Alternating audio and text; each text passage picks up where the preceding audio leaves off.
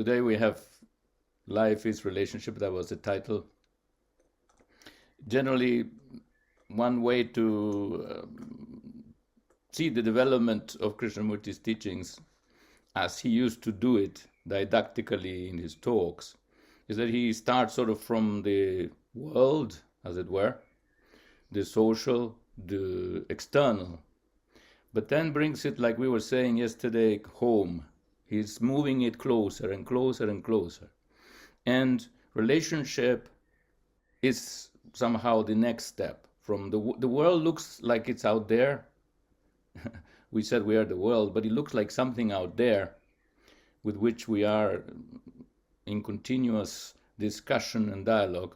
But when it comes to relationship, it's much more difficult to distance oneself. I get the feeling that Krishnamurti is just cornering the self.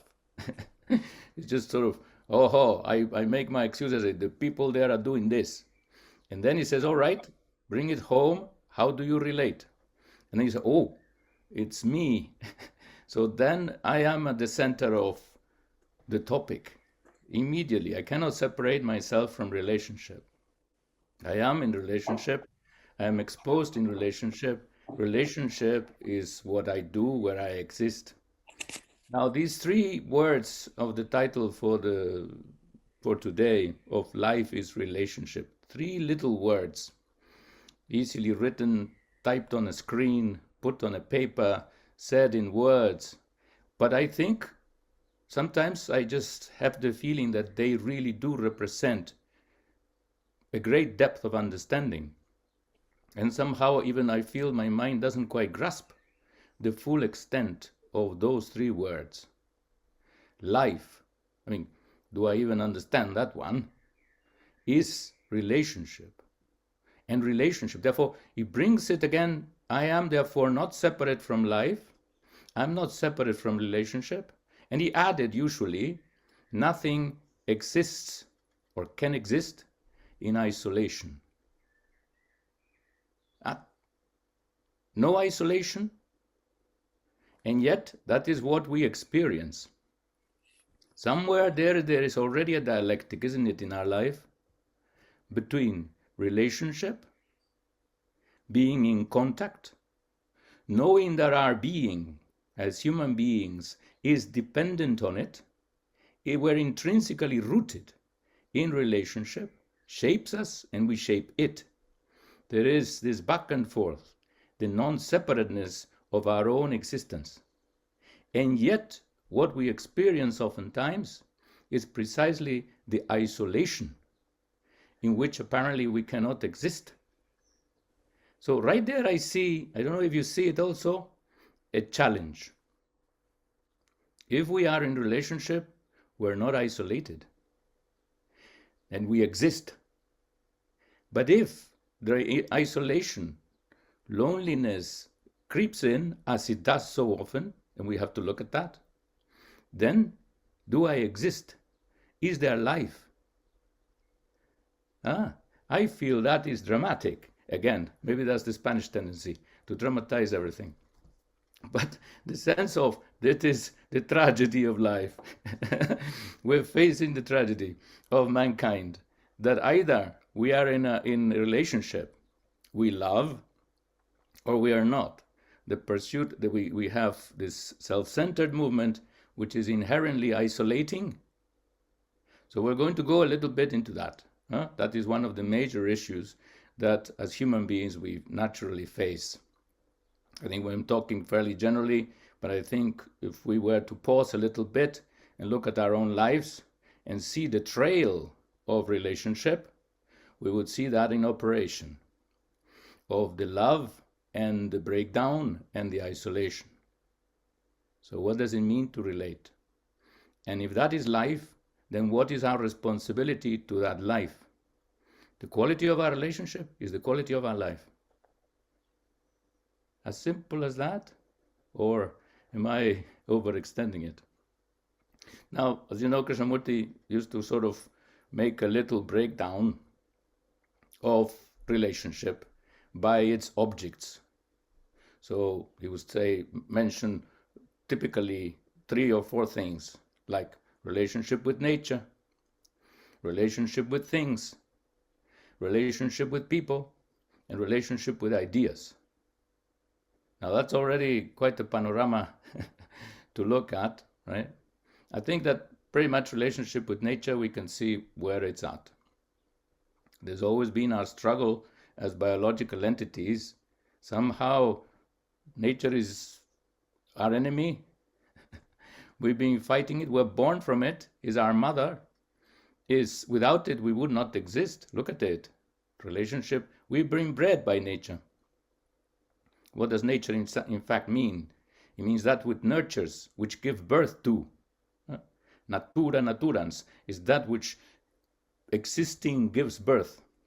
We have been given birth by nature. That's our nature itself. I'm sorry about the language. It kind of wraps itself around itself. And sometimes you cannot make the right distinctions. But there we are.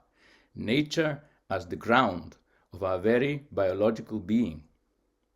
This monkey began millions of years ago as almost nothing. And yet slowly, through process of evolution, came to be this supposedly highly developed thinking being, capable of mastering nature itself. That's a major development. Did nature intend this? To create a creature that will master it? Of course, we don't master it, right? We are so confused and not so clear and intelligent about our relationship with nature that we're in the point of destroying it, and therefore destroying ourselves, because we won't be able to make it without it, right? The order of nature is so much vaster than our calculations of self-interest. Our own survival is working against us. So right there we have a big question over what's our relationship with nature. Evidently, somewhere we have missed the true order, the true harmony of it. At the same time, we cannot also underestimate the danger involved in being an organic entity. Look at what just happened. If you believe that we had COVID and that this was really a threat, a pandemic, and we had to fight it. Now there is another thing coming, the monkeypox. So what next? There is all kinds of, nature is also breeding all these things, apparently, whereby species can be wiped out. So we have to be careful here not to idealize that this fight is ongoing. At the same time that we have to really respect the ground of order from which all life comes and by which it is sustained, and not to undermine it. If we do, we shoot ourselves in the foot, not to say somewhere more dangerous, in the head and the heart. We don't feel, we don't think properly. So we're going counter to ourselves. The spirit again of self-contradiction in which mankind, through its confusion, seems to be caught. So this is a question that we have with ourselves. Right now it's becoming more urgent, and the whole world is aware, more or less, of it. And yet we're struggling with what to do. Knowing what to do, we won't do it because other interests are overriding it. So there we are. I have to look at what our interests are, what our broader vision is, because you need a very broad vision to have a right relationship with nature. You need to feel that you are that you are responsible for sustaining life, not your own only, but everything else. And that nature is not there for our use and exploitation, which is how we have conceived it, even from a religious point of view. Right? You know the famous saying of God to people in the Garden of Eden, you know, I give you this garden for you to, whatever, do whatever you want. Well, I'm afraid that was not a very good instruction to give if he did give it. He said, no, thou shalt respect all living beings, because you are one of them, and just as impermanent and fragile. I made you in my image, but images can be wiped out. Well, I'm putting myself in the place of God, and I shouldn't. I don't know what God would say, but I think a modern God would say something different. Anyway, we made that move, right, to develop knowledge. That's the myth, in order to control the environment. But that knowledge itself gave us power. That power became our arrogance and our pride, And as you know from Greek tragedy, that brings down the wrath of the gods. So we are there again in the Greek tragedy. Watch it. This is coming. The seas are rising and the heat is on. So that's relationship with nature. To really respect it, he said, to really not just have ideas about it, but actually contact it. So if you read Krishnamurti, you see what a close contact he had with nature, how sensitive his descriptions of nature are, how he says, I disappeared. The self disappears. The disappearance of the self, for him, of course, as you know, is central in everywhere, but even in relation to nature. That's so beautiful, that the sensitivity itself and the fusion with the world as nature, as that which generates itself as life and existence, also requires the vanishment of the self, the ending of self-interest. Eventually he brings it all down to that, whether it is with people, with nature, with things, or with ideas. So bear that in mind. And what does my mean? Since we have to protect ourselves also. So we have to be a little selfish somewhere. That's the question. You say, I have to protect myself against this virus, against this lion, against this hyena, against what have we not to protect ourselves?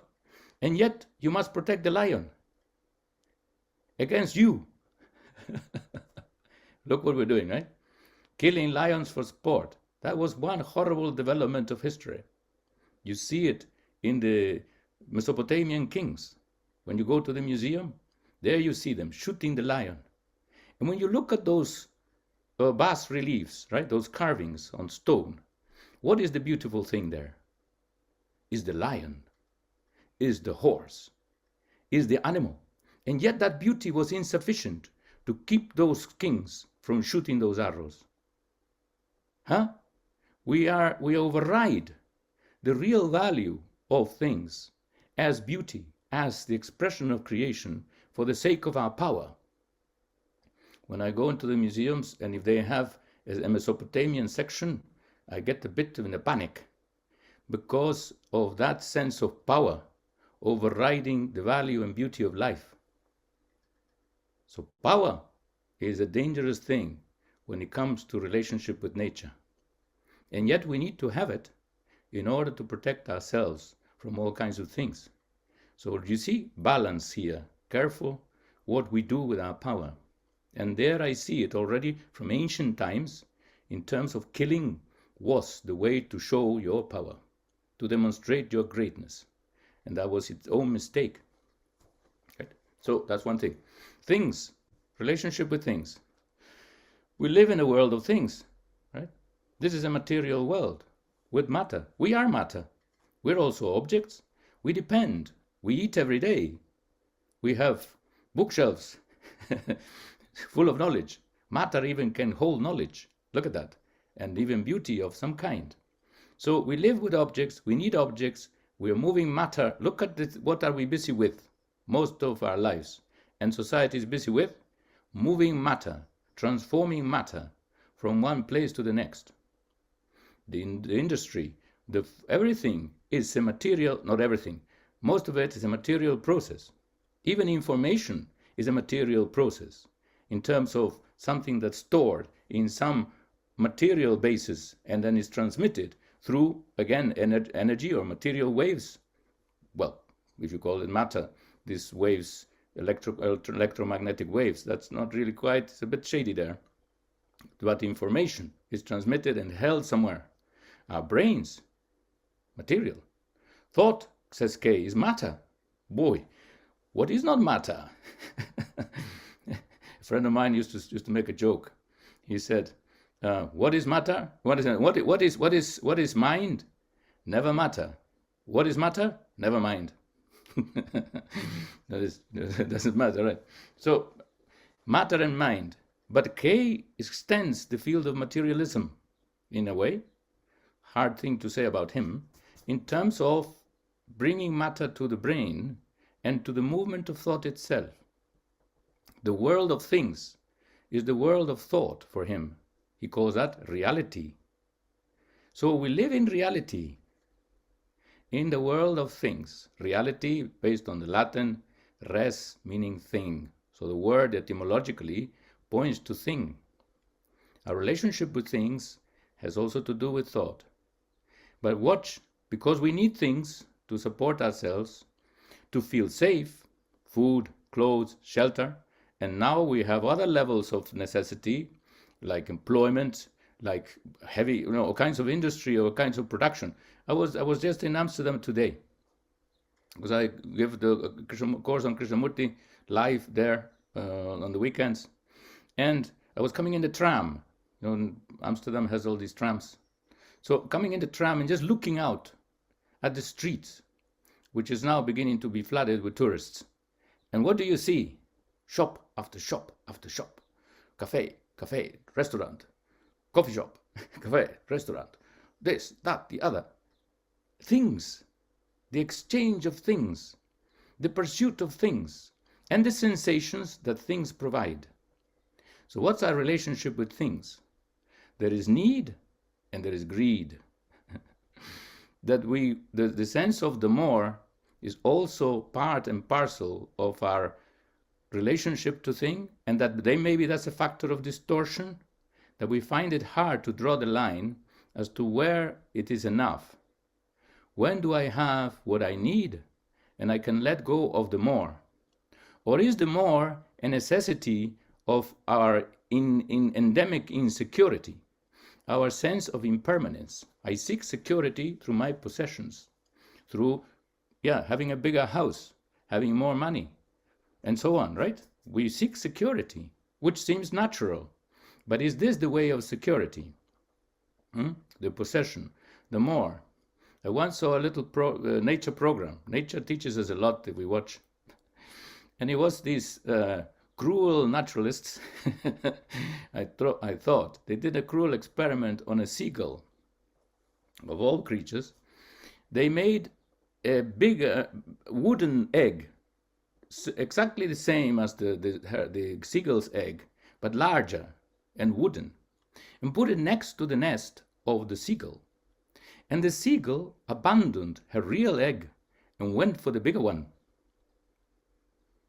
Now I thought, wait a minute, how far back does this sense of the more come from? Why would a seagull abandon her real egg where life is for a larger wooden egg that will never hatch? Is that what we're doing, metaphorically speaking? That the more, Krishnamurti used to say, the more is the enemy of the good. Because the good is what exactly fits the need. And the more is already an overextension, which necessitates going against the order of things, as in the seagull. That poor seagull, somehow is it inbuilt in the animal to want something larger, something bigger?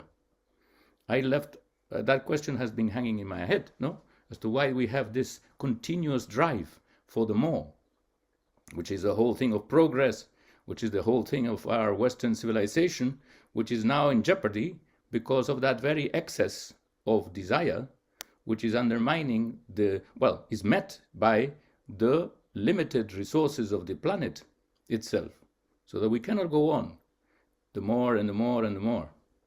So that has to be questioned. A relationship based on the more, on greed and not on need.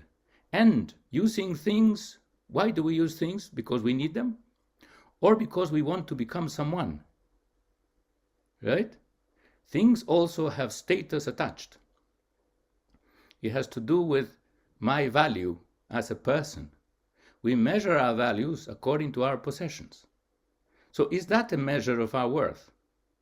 Money, status, and success have become, in our modern society, the measures of our worth. But is that the human worth? Or is that a transference to things and a value that things by themselves do not have? So there is a confusion of values in terms of what we are worth and what things are worth, and we equate them. Right? To have is to be. This famous equation that seems to be driving mankind to ever acquire more. They repeated this thing to me when I was a kid, and I couldn't understand it. I still can't. They said in Spanish, they say, tanto tienes, tanto vales. Your worth is as much as what you got, which is the same as English, right? To have is to be. They put it differently, but it's the same. Look how general it is. It is not peculiar to one culture only. And I bet you they say it like in different ways in different cultures. Maybe there are cultures that deny that equation, right? Maybe old Indian cultures in America and so on, they might not have had that idea that to possess is to be, and the value of your possessions is a measure of your worth. So again, relationship with things and what things mean to us becomes very important, because that's how we will use them. It depends on our values, right? Now, relationship with people, boy, there we enter into, the other day I said to a friend of mine, because they were praising relationship and love and all that, and I said, don't you think it is a minefield? And they said, careful with that thought. Because if you think that, then that's what it becomes. So, oh, quite right. So I better watch it. Better not put labels, better not undermine it, better not dismiss it. So they gave me, were teaching me to be much more careful in the kind of statements I make, because that's an assumption, right? However, where was that coming from? That was coming from the experience of a series of relationships that went kaput. So you say, our life, the history of our our life is littered with the ruins of love. I went poetic. And I say, oh, watch it again, because that's too negative, you see. We want to maintain the beauty of love, as we should perhaps, and yet when you try it and you love and it somehow turns into its opposite, how come?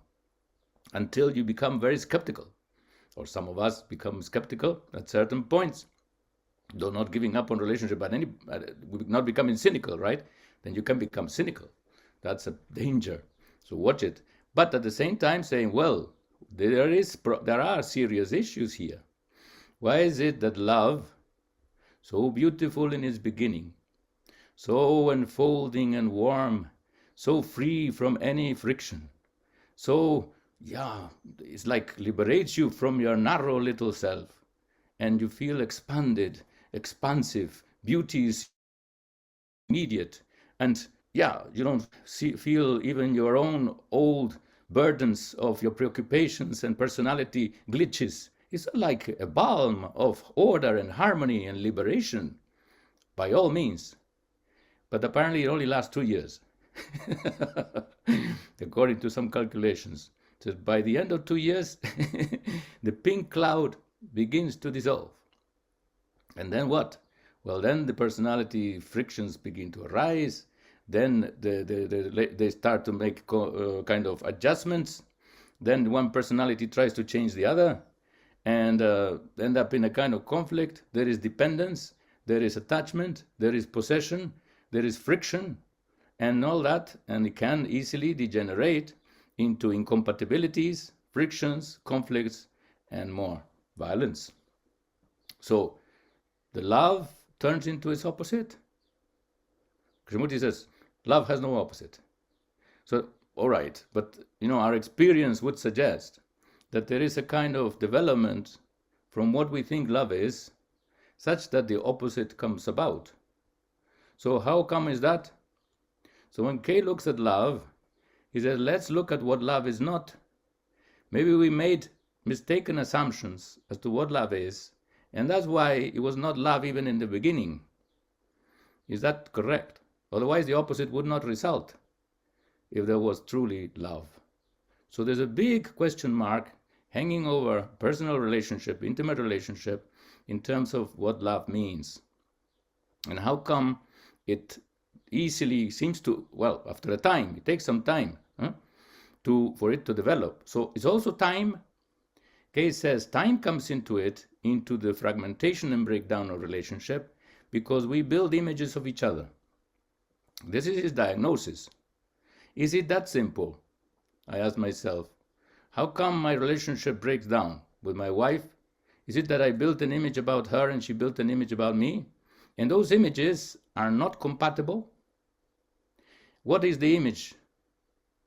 The image is not, in the beginning maybe it was also an image. It was a positive image. But the image turns into negative after a time? Is it that the image simply shifts? That it was always an image? If there was no image, and that's the basis of love, because we relate as people directly, love of an image is not love of the person. Right? I have a friend of mine from Denmark, and we were discussing this issue of relationship. And it looked like he was very skeptical about even the possibility of relationship. And I said, well, what are you saying? Are you saying that you don't believe in relationship? It sounds to me like you don't believe in relationship. And he said, oh, no. I believe in relationship. What matters is that I don't believe in the other person. So what is it that we are in love with, you see? With ourselves, with a sensation, and the other person is just a means to an end. Something like that he was suggesting. So he was sort of taking it for granted. I don't think he was that skeptical, actually. Rasmus, my friend Rasmus, he wasn't that skeptical. But he had this feeling that there is a gap between what we are pursuing and the fact that we have a living person there and not a fiction, not a fantasy. Right? So the question of love and the real appreciation of another, the embracing of another as a whole. And I think Krishnamurti had another insight, which I valued very much and continue to value, dangerous as it is, but insightful also and helpful, that he said relationship is a mirror. Now, I said, that's where we are exposed. Intimate relationship, perhaps even more than any other. We are naked, not just physically, but psychologically. Everything that we are manifests in there. And therefore, look at how beautiful, I find that very insightful and beautiful. I say dangerous also because we may be afraid to be exposed. So if we have that duality already in us, relationship will expose us. And we may not want to see.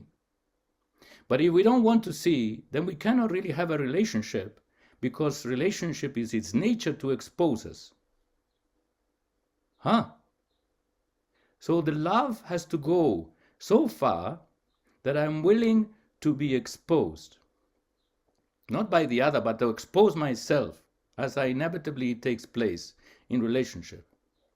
My aggression, my fear, my pain, my conditioning, my trauma, my ambition, my greed, my conniving, my lying, my whatnot is there. Think about it. I'm a liar. Suppose, no, not really. But suppose I'm a liar, and I'm a compulsive liar. I say, I love you. Well, when I discover that, I wonder if you really love me. Do you love me? We are a liar. So maybe you're in it for some gain. You see, we're in it for gains, right? And for all kinds of things, not in relationship.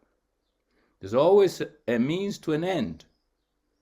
But is relationship a means to an end? Is life a means to an end? Because relationship is life. If you take it to that depth of understanding, then you see that relationship is not a means to an end. It's its own end. And besides, it has the quality, the potential of serving as a mirror in which to see oneself. Therefore, an extraordinary aid to self-knowledge, which is the way of freedom and transformation for mankind. So we are somehow not, I'm going to use the word use, which is dangerous, not using relationship properly. I don't say use, maybe not understanding relationship properly. That it is a mirror, that it is exposing us, that we are exposed. And isn't that important? Because we don't know ourselves. And that ignorance is what's undermining the very order of our lives. And therefore relationship is like a school, is the school of life, in which my ignorance is exposed, my little habits, my contradictions, my what is not exposed. And do I want to see? if I want to see, then relationship also offers a potential deepening of self-understanding. And therefore, if it does offer that, and it offers a certain freedom, or the way of freedom in learning from those conditionings that undermine and divide and conflict and contradict and break up, then it offers a real opportunity for love. Love being that quality of total harmony with what one is and what the other is. This self-transforming quality of awareness, which knows no division. That's practically a definition of love. So, but we draw the boundaries. I will let you see at this much, but not that much. And there are, depending on how divided we are from within, and there we have it, that we are divided, most of us, right? That's why we said yesterday also Krishnamurti's notion of the individual, that it is divided, and therefore not an individual. But if we are divided from within, that means also we are in a contradiction already with ourselves. We have an image of ourselves that we present as acceptable, and an image of ourselves that is not even acceptable to us. Therefore, if we seek the acceptance of others, and we consider that that's the meaning of love, we are necessarily bound to be hiding something. We are dual. We act in a dual way. But relationship, what does it do? It exposes whatever we hide. There's no way to hide. Life, what is it? The truth will out. Relationship is the field in which truth wills out, itself out. But then I don't want to see it. So what do? Either I create another smoke screen, or I must destroy the relationship, so I'm not exposed. And I seek a relationship in which it will not go that far to expose me. We also seek relationships for convenience, in as much as it won't disturb us to the depth that we need to be disturbed. Well, we are already disturbed, that's what I'm saying. But it won't bring it out necessarily. It won't bring out my contradictions. Maybe I hook up with somebody who has the same contradictions, and we just come to a détente, a quality of an arrangement whereby we just manage it. We tolerate each other's peculiarities because they are the same, and we carry on. We have a goal in common, security, or this, or that, or pleasure, and then we carry on. But that loses the depth.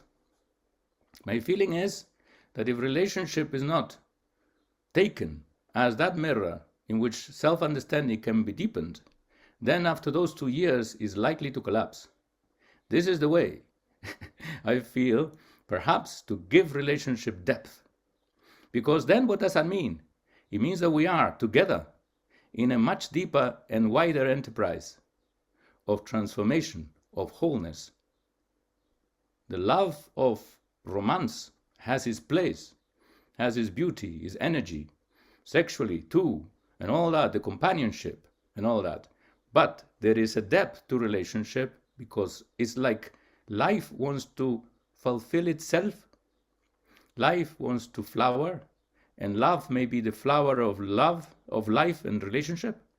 So that has to have depth, not this simple romantic sensual aspect only, the sentimental element, but a quality of deepening self-understanding, where wholeness can flower. If you like, love is the perfume of wholeness. And if we see that we are fragmented and our relationship exposes our fragmentation, our partiality, our narrow-mindedness, then it is important to bring that attention there because it is being exposed. Therefore, we have the chance to see. I find that beautiful. I find that Kate really did add another dimension to relationship that we don't generally consider.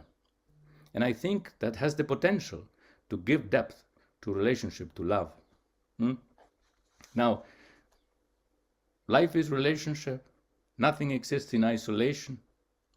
But here we have it. Krishnamurti used to describe a kind of vicious circle of conflict, of self-contradiction in terms of relationship itself.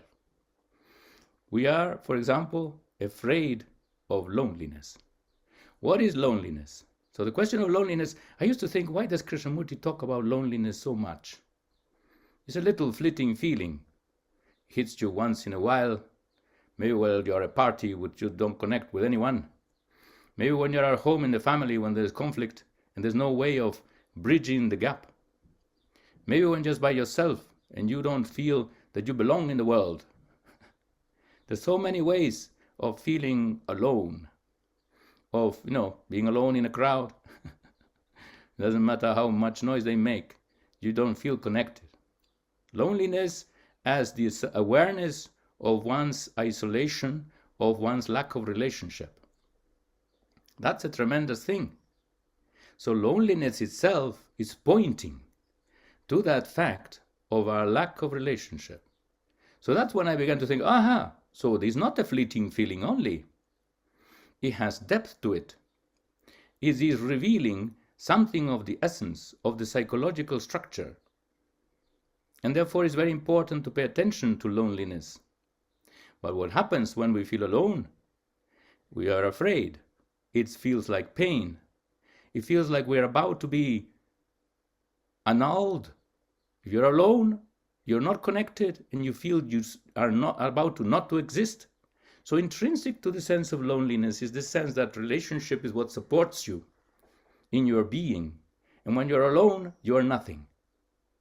So there you are. You see, without you, I'm nothing. Isn't that the song? I love you. Stay with me forever, because without you, I'm nothing. So the dependence to counter the nothingness, which maybe we fear to be. So if you are lonely, the general movement has tended to be to move away from it, to move away from this gap, this abyss that loneliness points to, the isolation, the nothingness of the self. So how will we go away from loneliness? By seeking relationship. So move away from the feeling of emptiness and the fear of that emptiness, of the negation of myself, and go to relationship. Then I become attached to this person because that person becomes very important to counter the feeling of pain and nothingness which is haunting me deep down. That very dependence, according to Krishnamurti, this is the kind of thing. I'm not saying it is true or not true. It's a description, I think, that he generally makes of a vicious circle in which we can get caught in relationship, which is loneliness, escape from loneliness. And Krishnamurti, as you know, was a tough master when it came to escapes. He said, no escape. We're all escape artists, but we are not managing to escape from anything. The more you escape, the more you remain in the same circuit of self-repeating contradiction. So careful with that. But this is what he describes, as I understand it. Loneliness, escape from loneliness, fear of the pain, escape from loneliness through relationship, so-called. Attachment, really, he calls it attachment. I have to hold on to someone or something, it's not only people, but also things, ideas. Ideas are very important here also. We feel lonely in terms of the universe itself, of not having any meaning, and therefore we want to give meaning to our lives by attaching ourselves to an idea. And we defend it with our lives also, because it's so important not to feel that anxiety in the face of not knowing. So, but take it to people, that attachment to people, that becomes possessiveness, dependence. He narrates this thing, right, of depending on them and therefore not letting go, possessing, dominating, controlling. Therefore the friction, because the other person is not just an object, is also a free human being, have their own tendencies, and therefore the friction, the jealousy, the conflict, and the breakdown of the relationship. Back to loneliness, and back again. So where would you break this cycle? Right? I suppose at any point, right? At any point can be broken. It's all one turning wheel of misfortune. The wheel of misfortune. In terms of the relationship, right? I seek my happiness, but I'm actually escaping from myself. I used to wonder, you see, at one time I had this problem with myself, that I felt I was escaping from my loneliness by seeking relationship through sexuality, companionship, the pleasure of it. Sharing a sunset with someone is so much more great than just watching the sunset by yourself. That sort of thing, you see? So the poetry of relationship comes in as a beautiful justification for this move. But I said, what is loneliness? And I didn't give Krishnamurti's answer to myself. I gave another answer, which was, this is important. See, Krishnamurti is posing questions for us to pose to ourselves. So I posed that question to myself. I said, what is my answer? And I felt that loneliness is the feeling that one cannot live with oneself. That's crazy, though. I said, what a crazy thing. We cannot live with ourselves? If we cannot live with ourselves, how can we live with another? So I challenged myself. And for 6 years I avoided relationship. Deliberately. There was a bit of a torture initially. But eventually I found that I could live with myself very happily. In fact, I was the happiest I had ever been. And I don't know why. To this day I don't know why. But because I did not escape. So the sense of, if you want to find love, that's one suggestion. Face your loneliness. The loneliness is brought up by this movement of the self that is continuously self-isolating. That's where Krishnamurti brings it anyway. Self-isolating in his desires, in his usage of things, in his seeking his own fulfillment through any means whatsoever. But it's always self-isolating. It's always a self in the middle. It's always me. And when I hook onto another to satisfy that desire to escape from myself, I'm still me. I'm still in isolation. And in fact, isolating the other in significant ways. Okay, I used to say, we are separate becomers. Everybody's becoming themselves, fulfilling, reaching, achieving, satisfying. We're separate becomers in pleasure and fear. That's a huge indictment of the way we approach relationship and the gap that is there, right? He had also a joke one time, which I didn't initially understand. I think he had picked it up from somewhere. He said, when two egotists get married, what do you get? And he said, two egotists. Meaning, there's no marriage. Marriage means that you fuse, right? But the egotists cannot fuse. So when two egotists get married, it's still the same number. You don't get an egotist. You get two still. So I thought, that is the problem, isn't it? So the problem of separation, the problem of self-centeredness as undermining the very meaning of love is where he brings the fundamental question of relationship. And therefore, I will leave it there with a question. What is really a relationship? Therefore, what is required? What is the essence of it? And what's our approach to it? What's our feeling for it?